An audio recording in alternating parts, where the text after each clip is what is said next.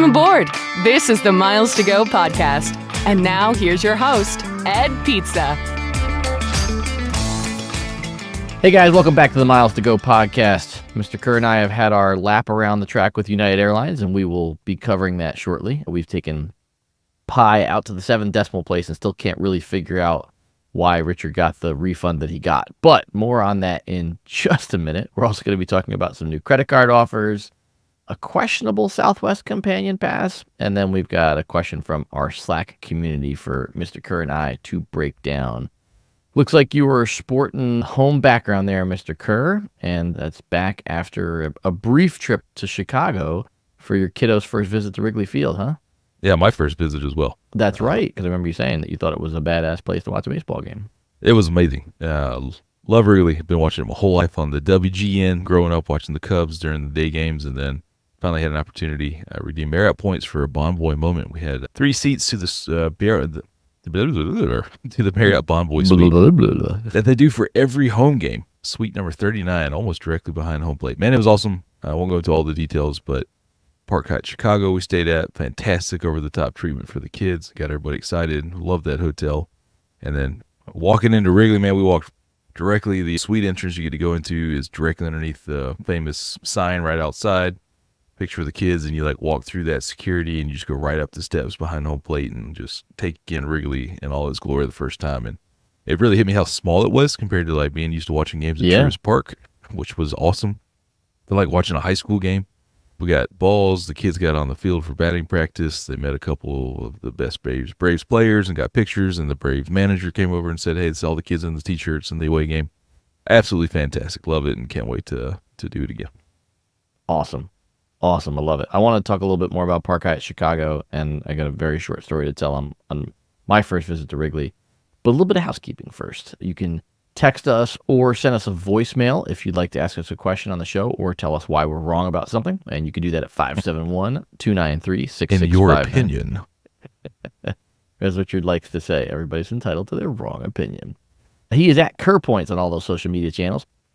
I am at Pizza in Motion. If you want to shoot us one of those old-fashioned email things, Edit Pizza in Motion will get it done. And you can find the show's social media accounts at Miles to Go Podcast on Instagram and TikTok. So my quick, funny Wrigley story, and then I want to talk a little bit more about Park Hyatt Chicago. Took my wife to Wrigley, I'm guessing back in the 90s, back before there was StubHub and all this stuff. And so I had a ticket broker that I used, essentially a scalper, in the D.C. area for when I needed tickets. And he got me tickets for Chicago. He printed them locally, whatever sketchy printer that they used to print tickets back in the day, and didn't think much of it. Well, the time like zone in the back of a Chevron gas station or something? Probably, yeah. It was a very nondescript office in Maryland. Let's put it that way, somewhere in Silver Spring. So we went to Chicago, and it turns out that because of time zone math, the tickets got printed with the wrong time on it, and we showed up to the game, over an hour late. It was, and my wife had been a lifelong Orioles fan. And as you remember back in the 90s and the 2000s, a little bit of a lean time for the Orioles. Not with the Iron Man. Yeah, that's true. So, but the fan base has never been what I would call dedicated. Mobile. So we show up to the game. The Cubs are playing the Astros. It's like the 6th or 7th inning, and they're losing by a lot, like 7-1 or 9-1 or something like that. And my wife turns and looks at me, and she says, "Why is everybody still here?"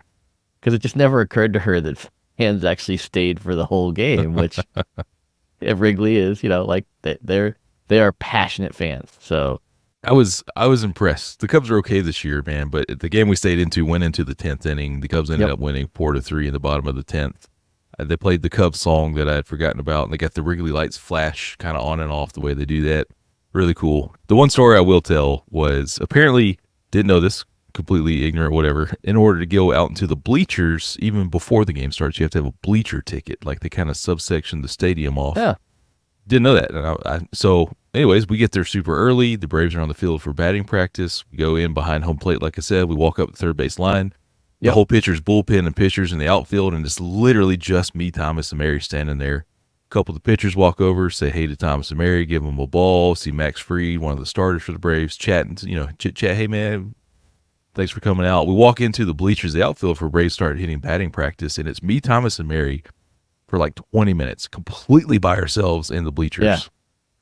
the Cub and like Thomas and Mary just running left and right and squealing it because there's just home run balls flying into the bleachers at us like constantly. And the kids are excited. There's like 20 Cubs employees just watching this, thinking it's hilarious and cute. And like, they're so excited. And I'm like, man, this is awesome. I actually took a video of like just us having Wrigley to ourselves. And I'm like, and the whole time in the back of my mind, I'm like, why is nobody else here? Like, what is going on here? It's like, there should be other people here, now an hour and a half before the game.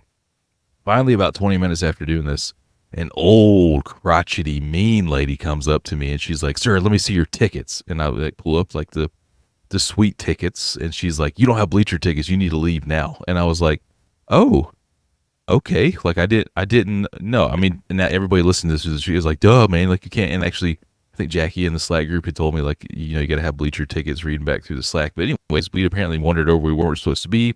They didn't let anybody else in there because nobody's supposed to be there. I guess they assumed that we like had like maybe like a player's family or something because we were there. But anyways, there were 20 other employees that were like, dude, your kids are cute. Like, that's awesome. That's, that's so cool. This lady took us out of center field and she walked directly behind me from center field until we got to third base to make sure that I was not going to come back. I was like, ma'am, I'm not coming back. Like she was so mean. And I was like, you are the perfect job for what you got there. So anyways, we had the outfield to ourselves. Like Thomas and Mary could have had, like instead of each getting a ball, we could have like 5 balls each. And it was awesome. So like just act confident and walk where you're not supposed to walk. And sometimes it works out. But also, that woman works in every Major League Baseball stadium I've ever visited. She was so mean. Every stadium. There is one of those in every single stadium. Anyway, you commented how much you loved hanging out at Park Hyatt Chicago. I really enjoyed my brief stay there last year. I think they did a really good job on the refurb. But talk a little bit more about your experience there, because it sounded like you really enjoyed it. Yeah, man. So ended up finding what I would consider a very attractive cash rate for the Park Hyatt Chicago. It's a Tuesday. I think school's still in there, so not a lot going on. So ended up paying a cash rate. I think all in, I didn't want to burn 30,000 Hyatt points for one night just because of some other trips that we have coming up where I was going to get more value. Mm-hmm. And I found a cash rate, I think before taxes and fees was $350. So it was like $400 all in for the night. I didn't pay for the flights. I didn't pay for the ball tickets. Sure. We didn't pay for meals. So I was like, if I got to pay $400 for this kind of experience for a night in Chicago, perfect. Fine. I'll do that. Like that'll be my cost for this trip. So it was great, man. We walked in. They knew who I was. Again, guys, ladies, listening to this, I do not have a special Hyatt account. I don't have. They had just done, like, I've walked into 1,000 Hyatts. Like, I had obviously done a little research. I think because I'd had my concierge reach out beforehand and say, hey, those Park Hyatt tents that you guys do for kids in the rooms, can you set the tent up? Because Thomas and Mary think that's just awesome when there's like a kid thing in a fancy place. So I walked in and they're like, oh, Mr. Kerr, like Thomas and Mary had their Brave shirts on. I didn't have a Brave jersey on. And they're like, we know you guys are here for the game. We hope they win. Here's the weather forecast. We print out a little sheet for you about how to get to Wrigley Field because it's going to be your first trip. We left little refreshments up in your room, and we got up there, and then like we had some time to kill before the game, so I booked it so we could go swimming because they have an indoor pool. I was walking to the pool and got a text from the front desk that said, hey, Mr. Kerr, while you guys are swimming, we're going to set up the tent and leave a little surprises, little things for Thomas and Mary, for your kids in the room if that's okay. And I was like, yeah, sure. We got down to the pool, and the front desk or the spa attendant was like, let me walk you in and show you where everything is. Cause you got to like go through the women's locker room, then go through the men's locker room. She was like, here's the toy bin for the kids that had like a ton of cool floaties and stuff that I've never would in any hotel to have, but the Park Hyatt for this, like pool noodles and floating donuts and like blow up floaty things. And then like 5 seconds later, after we're like jumping in the pool, she comes back with the little kids ropes for the kids. Brand new pairs of goggles for each of us that are still in the wrapper that are like really nice goggles. And she's like, you guys use these and just take them home with you. And I was like, man, this place. And I used a suite upgrade certificate because we just have so many of them now with the milestone rewards and whatever. Yeah. We had a Chicago Avenue suite that was just absolutely massive. 2 bathrooms, the biggest bathtub we've ever had. Panoramic windows looking out at Chicago. Man, everything about it was just awesome. Front door guys were so excited to see. They just thought it was cool, like the, little kids and dad were there for the baseball game. Breakfast the next morning was fantastic. They had just like, top to bottom. And then literally, I don't stop by the desk to check out anymore. So we get our stuff. And I actually, like I'm working throughout this whole time too. So Thomas and Mary being entertaining themselves in the room, literally put their swimsuits on and treated this massive bathtub as like another pool while I was like on meetings and stuff. So Like the timeline is pretty tight for all this stuff. I got calls and meetings. I actually had to do a live webinar from the room. It's over, and we got to run down and catch the lift back to the airport. Yeah. We're standing there. We come out of the elevator. We're just standing there waiting on the lift, and the front desk manager comes up and introduces himself. He's like, "Hey, Mr. Kerr, I'm Jason, the front desk manager." Again, I don't know his man. They just, I think it was pretty light occupancy as well, right, with those kinds of rates. But his guess was pretty good that the guy with 2 kids is Richard Kerr on his roster. But he was like, "I just want to check in and make sure you guys had a great time. I appreciate you staying with us." And I was like, "Man, this is just so lovely, like just such a great stay, and a lifelong memory that we're gonna have because of that one night." So man, it was top to bottom. Still coming off the euphoric high of it, but it'll take another week. But I think my new favorite domestic Hyatt hotel experience, easy, that I've ever had. Yeah, that's really awesome to hear, and I love when properties do that when you have the kids, because that's what makes it so memorable. They're gonna be like, "Hey, Dad, can we go back to that hotel where we had the tents and the pool and stuff like that?" No, that was the one time. That was a one-time thing. And just like that, Richard is back on brand. Thank you for that. Yeah. All right, well, let's take a quick moment to thank our sponsor, Thrifty Traveler, this week. There were 2 things that caught my attention for alerts from them this week. One is an airport I still haven't been to. So they had Helsinki, Finland for 63 points one way. And I've never been to Finland. Been up in that area, Norway, all that stuff, but never flown in or through Helsinki. And I've heard good things about Finnair's business class. So, being able to score it for 63,000 miles one way is a pretty solid deal, especially based on some of the onward flights that they have from there. And then they did have a nerd alert that, I would be interested in, but took a little bit of doing, which was from Kuala Lumpur to New York City round trip on ANA, but you had to start in Malaysia. Sold it, yeah. And so I don't have the time to go to Asia twice, because in theory, if I'm starting in Asia, I got to get myself over there and then get back, and then I got to. Well, it's not in theory; it's in reality. You have to go twice. Well, I could just fly one leg of it and throw the rest of it away, which would be bad. So yeah, that would be bad.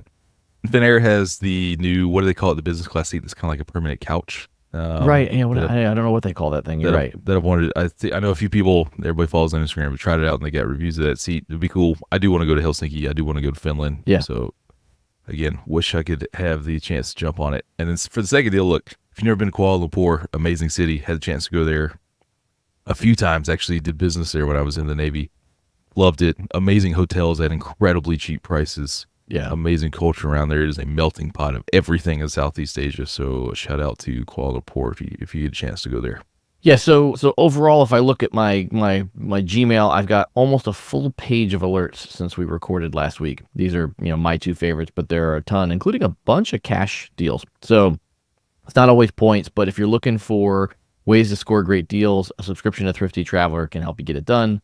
With our code GO10, you get $10 off your first year of Thrifty Traveler Premium. Are you saying my read last week did not sell thousands of premium subscriptions to Thrifty Traveler? I'm saying that your read was the most inspiring read we've had so far. So you should do it again. Well worth it. And a big shout out to the sponsors. You should do it again. You should do it again next week. You're not allowed to buy yourself that mug, just to be clear. For folks who are listening and not watching, I'm not sure why, but Richard held up a World's Best Boss coffee mug, which he told me before we started recording he bought himself. Bought myself, yes, I did. Bought myself. Congratulations. All right, so let's turn this car left into United vouchers. So first off, did you see the thread that I posted in the Slack community about my voucher for my delay? I have not. Okay, but good. Anytime I see that United Airlines thing pop up in the Slack channel, I always know it's going to be a good story. All right, so don't look. I'm curious what your opinion is. So you'll remember, but I'll remind our remind our listeners and viewers. So I had a flight last week, Reno-Denver, Denver-Dulles. The Denver-Dulles leg was delayed by almost 4 hours, and then I ultimately had to buy my own ticket on Southwest. Ticket on Southwest was about $400.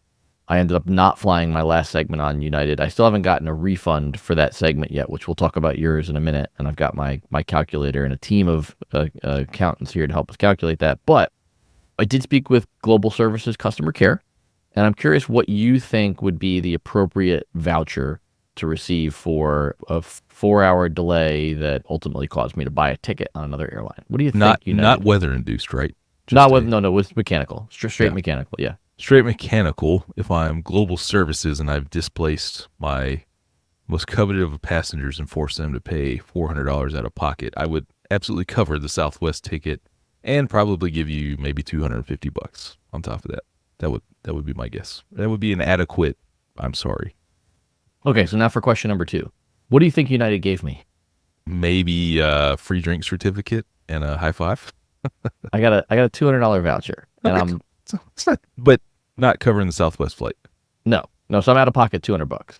Oh, okay. See, $200 voucher on top of covering the Southwest flight would be. Yeah, no, that didn't happen. Yeah, that did happen, and The we're not sure. expectation is that you just start 4 hours late. Yeah, it's right on that edge for me of do I bother calling again? Because like the second call will take more time, and it's like, well, what's the time worth? But yeah, I got to say, It's probably worth $400. Like it's worth the night at the Park Hyatt Chicago. Like it's. I will say I am at least a little bit surprised. I did think they would get closer. I knew that I was going to be fighting an uphill battle if I wanted to get full compensation, but I did think they'd get a little closer than 200. Yeah, I guess your only other option there. Well, you got two things. One, you can just be delayed 4 hours, which, for you, the way you and I have to plan our travel schedule, we cannot be 4 hours. Like there's a specific time we are trying to, and we have a backup in mind 4 hours, already, no as we've worky. both proven in the last week that when we need to get somewhere, we're going to get there. Yeah. Most of the time. The other option is that you go and beg and plead for a connecting interline itinerary to put you on American or Delta connecting somewhere, which might get you there 2 hours delayed instead of 4, but you took matters in your own hands to get where you needed to go. Now, if this was a weather delay, then all bets are off the table. Yeah. But if I'm trying to take care of, see, this is where I don't understand. Again, I understand because it's such a massive company that nobody's actually going to look at your individual situation most of the time. Right. But giving up $400 in revenue so that you maintain whatever you're paying to United for all of these flights seems like a pretty fair trade. Like cutting you a check for $400 so that you continue to give them thousands for flights to Vegas every week is a wise business decision if I'm United. Yeah. But I imagine they just don't have the right person to actually take a look and make these kinds of decisions, as what happens at big companies. Well, it's funny because Reed in the Slack community, who flies a lot of United, made a comment that he actually thinks that 200 might be the customer care limit without them having to get a supervisor involved. And I did need to talk to a second agent because I wanted original routing credit because I'm trying to get to lifetime miles. So she passed me off to the customer care rep. Passed me off to somebody from Mileage Plus to get the original routing credit part taken care of. So possible she wanted to do more, but because I wasn't on the line, she couldn't get a supervisor. I highly doubt that, but anyway, we'll see. I haven't decided whether I'm going to call again because again, it's the value of the time. But I did get a good chuckle out of the text that you sent me this morning because I still can't quite figure out what that means. I should have clipped it, and that way we could have put it up on the screen for folks. But do you want to walk through whatever the heck that was? Yeah, we'll figure it out. So if you listen to last week's episode, I was trying to get from Las Vegas to Charleston. On United, I made it as far as Houston, and then I ended up buying a last-minute Frontier ticket from Houston just to get home to Atlanta, where my truck was at the airport. So put in for a partial refund for that unused Houston to Charleston portion. Again, having no expectation that this would be refunded because it was the bad storms and the weather that came through, and I could have waited for the next day, and I just figured, hey, it's worth putting in there. So I will say I'm fairly pleased at the outcome here, but I would love to know the math behind it. So they have a breakdown here in the email. It says we process the refund back to the credit card use. So important fact there, number one, that is an actual refund back to the form of payment, not a voucher. So big shout out there. That's the win. Total airfare paid from Vegas to Charleston was $252.93. Not a bad ticket price. I didn't remember only paying a little. It says right below that, partially used airfare value, the exact same, $252.93. Prorated unused airfare value for Houston to Charleston, $117.46. Total refund amount, fare plus unused taxes, $135.77. Interesting sentence below that. For additional concerns regarding compensation, their Best Handlebar customer care team, we forwarded your request to them for review. In most cases, you can expect a response within 2 weeks. So, be honest here, man. Don't know how the math works there. 135.77 out of 252.93. That's more than half, and mileage-wise, Houston to Charleston is shorter than Vegas to Houston. So, don't know how it worked out, but pretty impressed. Original form of payment. Actually got a refund, and I'm going to hear something back from the customer care team. So I'll be honest, man, I'm impressed. I don't know how the math works out there, but I'm impressed. Okay, so I'm just going to go out on a limb and just remind you of what it says. It says, in most cases, you can expect a response within 2 weeks. So when you say you're going to hear back from the customer care team, asterisk. Okay, now we're better off. But still, I mean, got a refund that almost pays for the entire last minute Frontier ticket I bought. I think I'm out of pocket $25 now to have gotten home. So yeah, I count that a win, man. Given the way most of the time these things work out. Yeah, no, I don't understand the math, but I agree. All right, so let's talk a question from our Slack community, Anthony, because I think this is it's an edge case sort of scenario, but it does come up enough that I do want to address it. So Anthony says that he booked an Air France flight several months ago. Then with the big dump of inventory last week, he picked up that same flight at 50,000 miles each, which, as you and I have said a number of times, great deals on Air France. And 50,000 miles for a business class ticket one way across the ocean, beautiful, love it. He's been waiting to see if a flight change would occur, which will allow him to cancel the original booking for free. He says, but it just occurred to me, will Air France randomly cancel one of these flights? I know United does this. Should I go ahead and cancel the original booking and eat the fees? So he references United here, and I think it's a good point because this happens to me a lot. I think United's one of the ones that's very progressive about this. In this situation, I think that he will proactively get a flight canceled that it may not be the one he wants, and that's sort of the problem. Yeah, that's the problem. Though they're going to cancel it, but they're going to cancel your cheap $50,000 one or 50,000 mile one, and you're going to be left holding on to the expensive. So I would be proactive here. I'll tell you what I would do here, and okay, let me rephrase it. If I was encouraging somebody to do something here, here's the way that I would not necessarily do it myself, but I would call up and say, it looks like I've made a mistake here and have somehow booked myself 2 tickets. Can you please cancel this ticket number? Look at you. Usually when they take a look at it, they'll be like, hey, why did you do that? And if you give them the exact ticket number to cancel, that's how I would start the conversation and see what happens there. You're so smart. That's what I would do. You're so smart, Mr. Kerr. I give you 55% chance of odds that strategy works. 55%. All right, up on the board at 55%, minus 110. That's what's on the books in Vegas. Got it. Yep. That's what I would do. All right, Anthony, there you go. You have the travel expert Richard Kerr's opinion on how to weasel your way out of the situation. Let's just be. We're not weaseling anything. We're just suggesting that a mistake was made and working our way out of the situation. Yeah. Do you feel better about it now? Do you feel better? Maneuvering. That's how I would maneuver. Maneuvering. There's a good word. That's a much better word to use. All right, good. So yeah, if we were a professional podcast, we'd have Jeremiah cut that, and I would just say maneuvering. But by the way, kudos to Jeremiah, by the way, for the excellent music to frame up your Frontier Tales. I like it. I enjoy it. It's a good time. I wish there was a last second chance here. We're recording on the Friday before Memorial Day weekend that I was going to be flying Frontier on a last minute excursion, and one of the main motivators was that I get a lot of positive feedback on the Frontier Tales. So yeah, let me just say, I wish you flew Frontier more. I don't. One day when I'm retired or no longer working a W-2 job and have the freedom, I will probably be on a lot of Frontier flights. Right. And maybe they'll be Frontera by then. They could be Frontera, yeah. They could be. Something crazier could happen, I don't know. All right, so let's talk about a quick credit card offer, and then I want to debate this using air quotes companion pass that Southwest had. What is going on with your thumb or your hand? What's going on over there? Oh, is this another old man injury? I love these stories. The short version of this. I was trying to get a pack of crackers, and in the most Ed thing ever, I generally procrastinate doctors. So about 2 months ago, I hurt my wrist. And my wife, after a few weeks of being annoying, like the sort of things where like you pick a bag up out of the overhead bin and you tweak it again, and I could never get it right. My wife's like, look, you need to wrap it for 2 weeks. And if it's not better after 2 weeks, then you need to go to the doctor. That was about 6 weeks ago.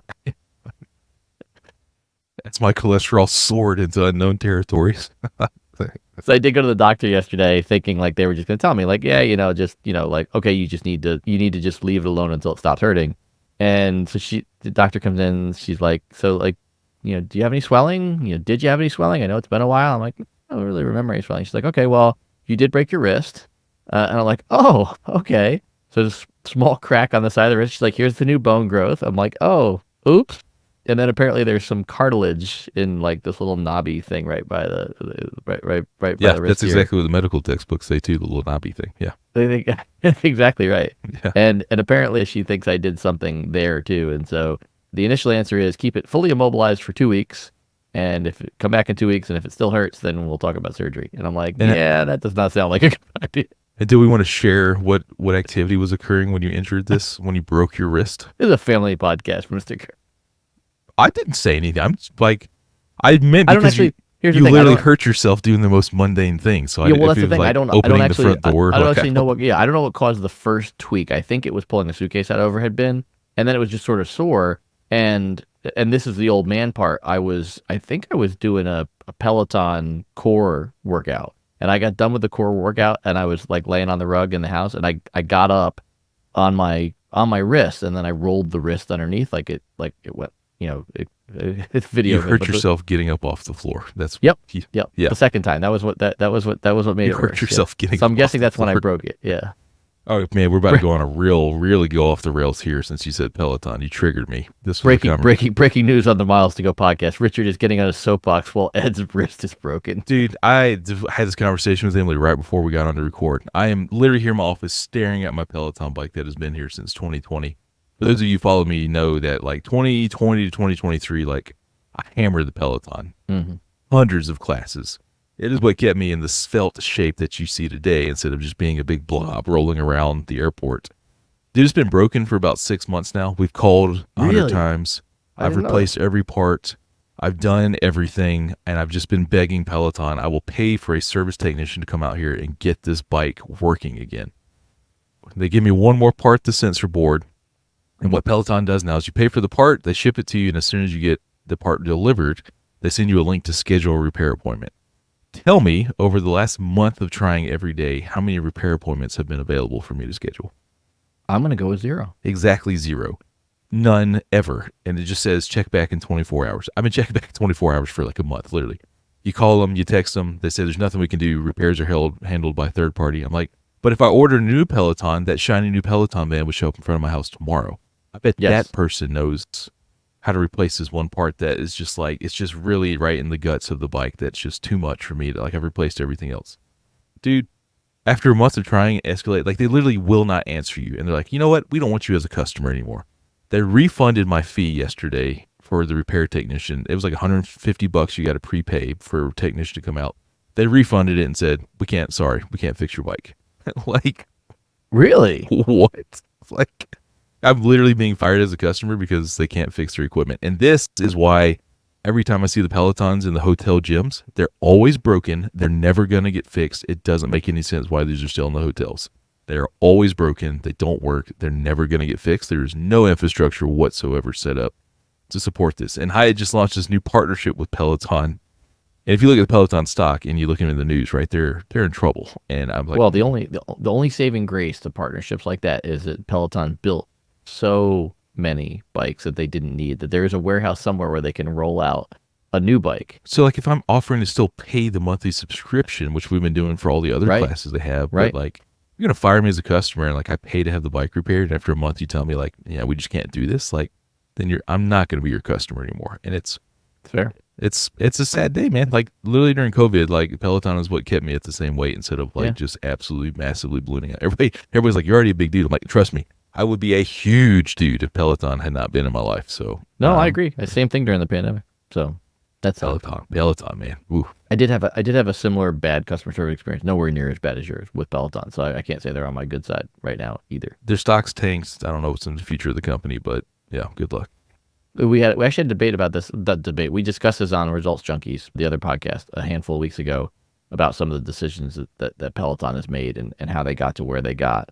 And, some of the decisions that they made during the pandemic, it was like, they bought one of the largest exercise equipment companies in the U.S., Precor, for a number that's absurd. And like, how could you not think, like, you knew how many bikes you were selling. At some point, you have to realize that there's only so many households and there's only so many people that can afford whatever it is, $40 a month, I think, for the, especially when Planet Fitness is 10. So like you had to think that at some point this gravy train was going to stop, and Peloton's like, you know what? We're not going to double down. We're going to quadruple down.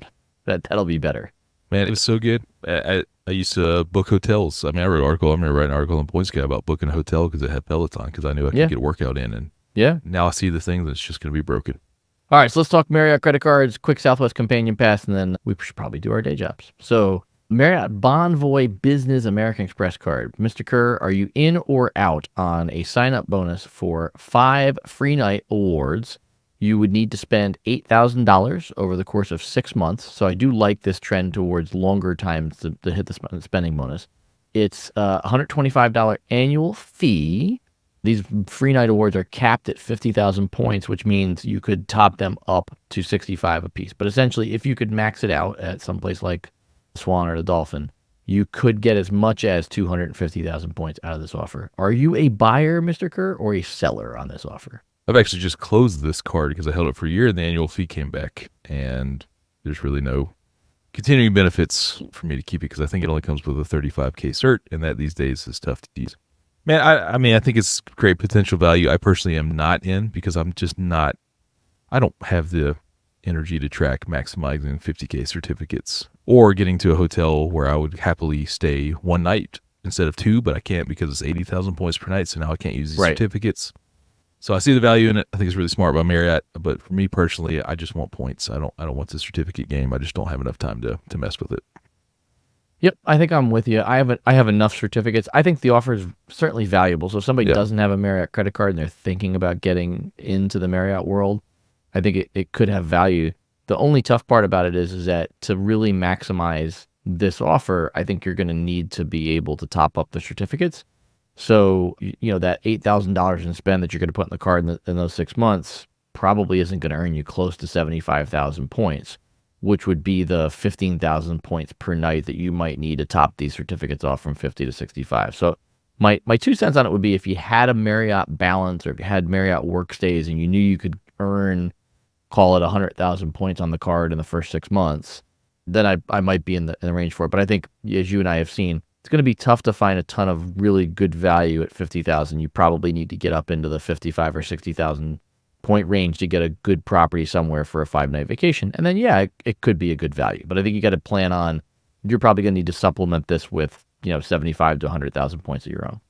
The other thing I'll call out is, 5th night free works with points, not certificates. So you're kind of missing out on, if you're getting 5 free nights, but you see what I'm saying there. So I do. And that's a good point I had forgotten about.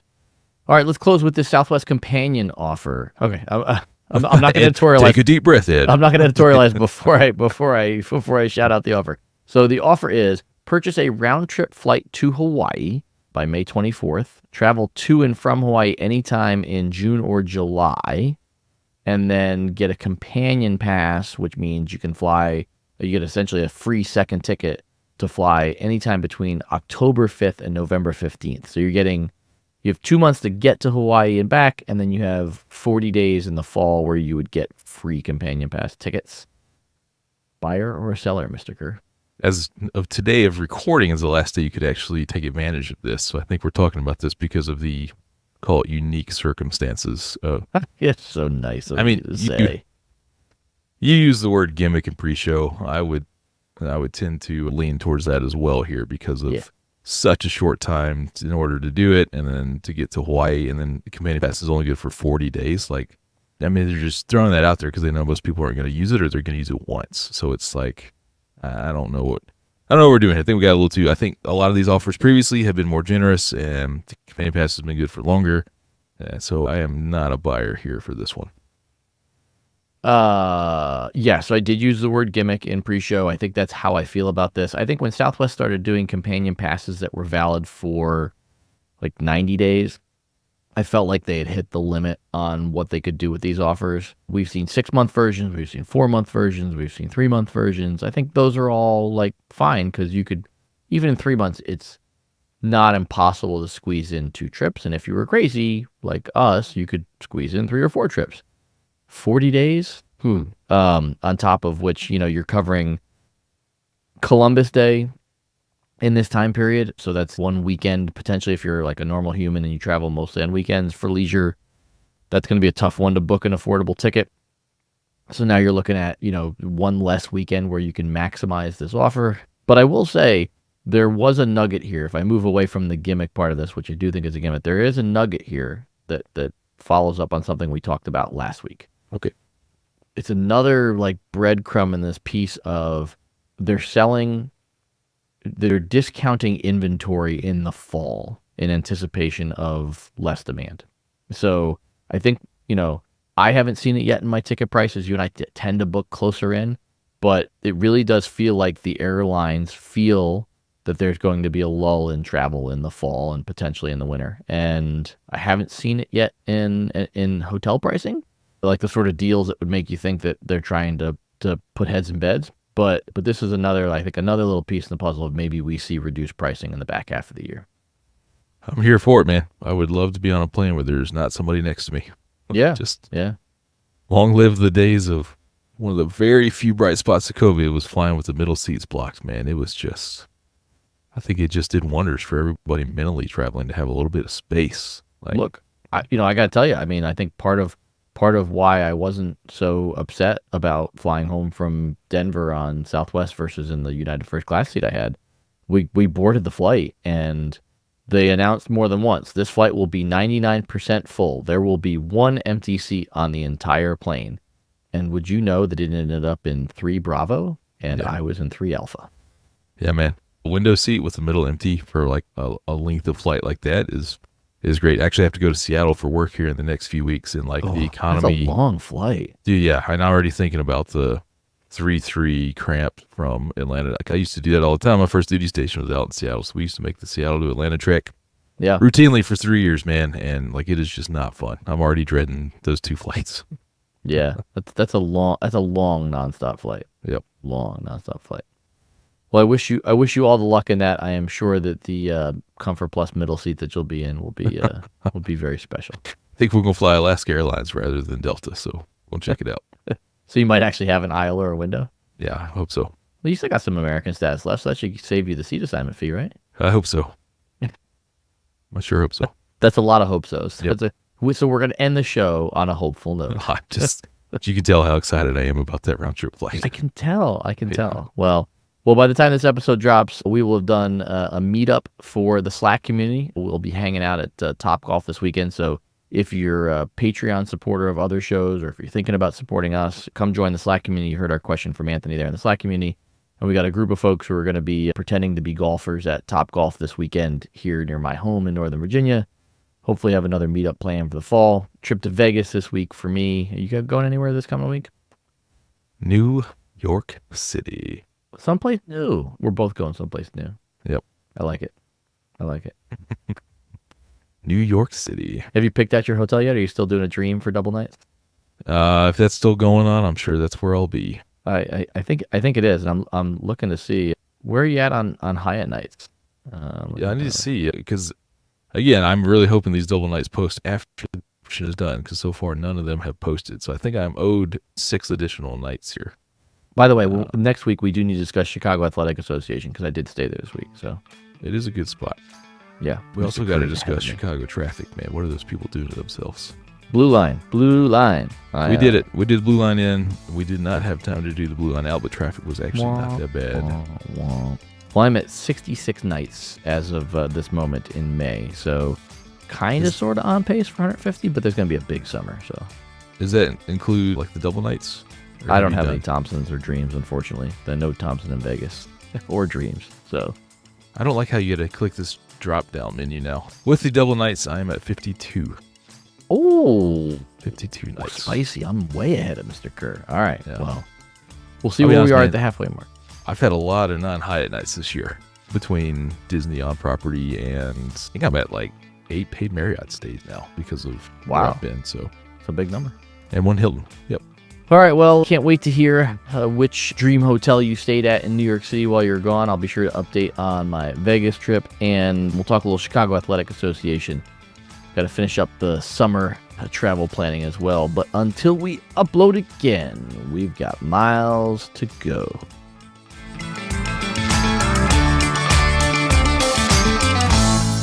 Blah, blah, blah, blah.